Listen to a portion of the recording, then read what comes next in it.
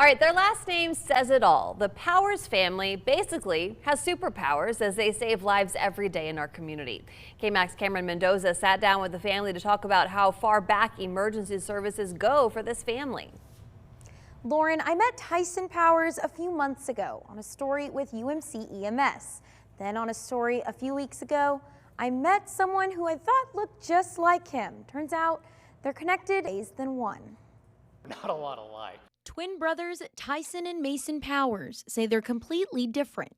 However, when it comes to their passion for EMS work, they both agree their father passed it down. They would go with me and when I was teaching classes throughout the region, and they would accompany me, especially on skills night.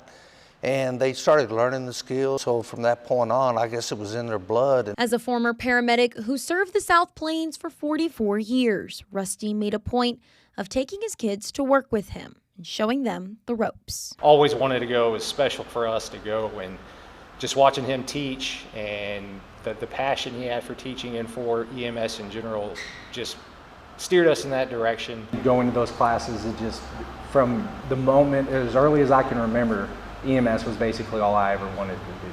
Being identical twins has caused some confusion on the job. All the time. A lot of when we were first starting out and new here in Lubbock, a lot of the crews didn't know we were twins.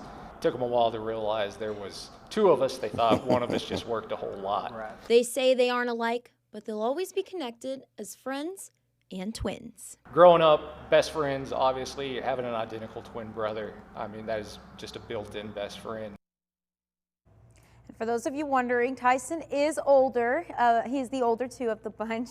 The Powers family also travels to rural communities teaching EMS classes, passing down what they've learned all these years to get more people in ambulances, saving lives.